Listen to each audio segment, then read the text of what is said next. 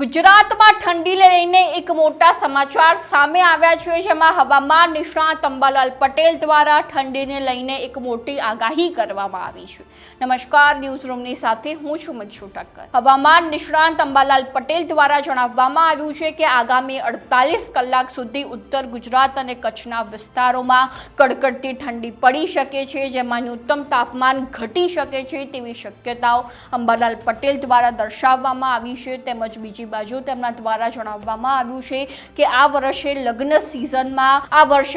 સિઝનમાં કડકડતી ઠંડીનો અનુભવ નહીં થાય। જેવી રીતે આપણે દર વર્ષે લગ્ન સિઝનમાં કડકડતી ઠંડી પડતી હોય છે અને આપણે ખૂબ જ ઠંડીનો અનુભવ કરતા હોઈએ છીએ, પરંતુ આ વર્ષે એવી કોઈ જ ઠંડી નહીં પડે તેવી શક્યતાઓ અંબાલાલ પટેલ દ્વારા વ્યક્ત કરવામાં આવી છે।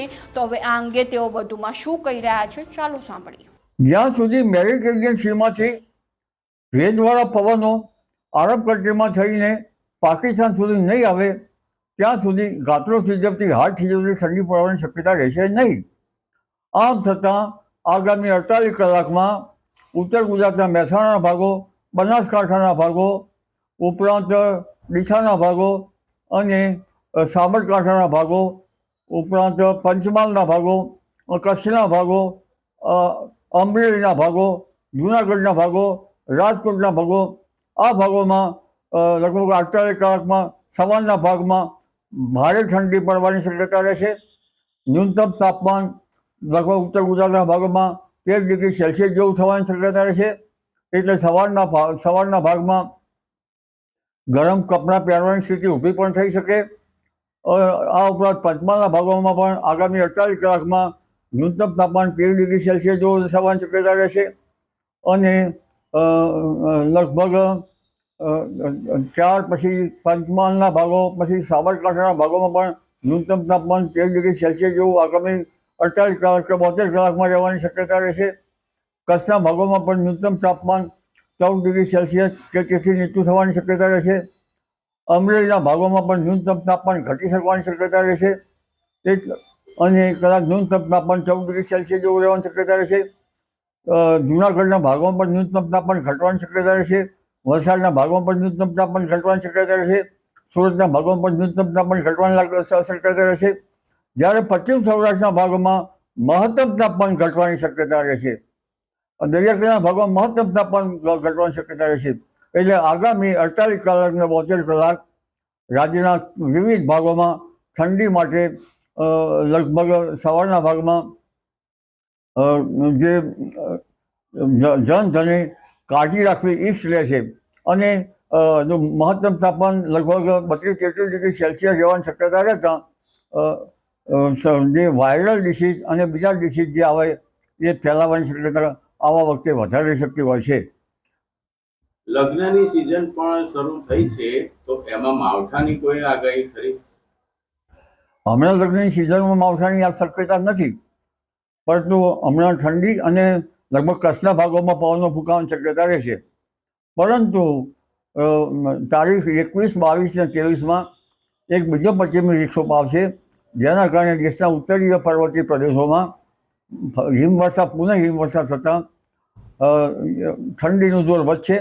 આ વખતે પણ જે મહત્તમ તાપમાન છે એ ઘટવાની શક્યતા રહેશે અને કંઈક ઠંડીનો ચમકારો વધવાની શક્યતા રહેશે। પરંતુ તારીખ નવેમ્બરના ત્રીજા સપ્તાહથી ડિસેમ્બરની શરૂઆત સુધીમાં ગુજરાતમાં માવઠું થવાની શક્યતા રહેશે।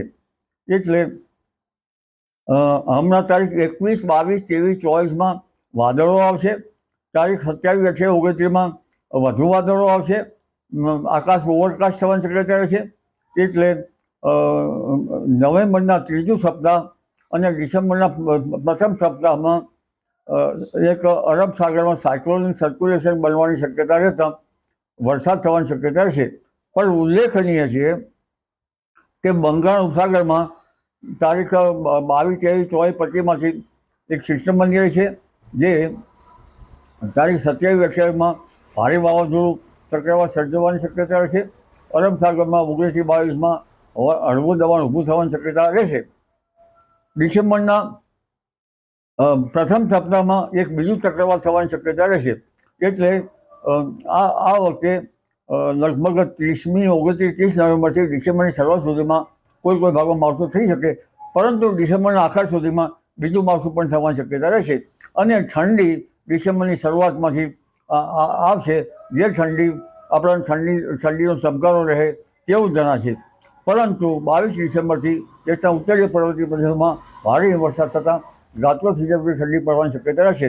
જ્યારે 28 ડિસેમ્બરથી પવનની સાથે ઠંડીનું મોજું અનુભવાશે. જો આ વખતે વાદળો છે તો ઠંડી 1-2 દિવસ મોડી થશે. એટલે આ વખતે કાશ્યપિયન સમુદ્રમાં ની સ્થિતિ જોતાં ત્યાંની સ્થિતિમાં લગભગ જે ત્યાંથી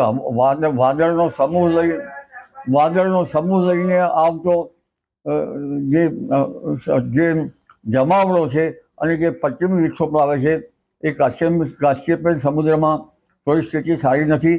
ભૂમધ્ય સાગરમાં સ્થિતિ સારી થાય તો જ લગભગ ઉત્તર ભારતમાં વેસ્ટર્ન ડિસ્ટર્બન્સ આવી શકવાની શક્યતા રહેશે. અને જ્યાં સુધી મજબૂત વેસ્ટર્ન ડિસ્ટર્બન્સ નહીં આવે તો લગભગ ઉનાળામાં સ્થિતિ બગડી શકે છે, કારણ કે હવે ગ્લેશિયર પીગળવા માંડ્યા છે. પરંતુ નદીઓમાં ખતરો ઊભો નહીં થાય. આ વખતે શિયાળામાં લગભગ સખત ઠંડી પડવાની શક્યતા રહેશે અને દેશના ઉત્તરીય પર્વતીય પ્રદેશોમાં હિમચાદર બનવાની શક્યતા રહેશે.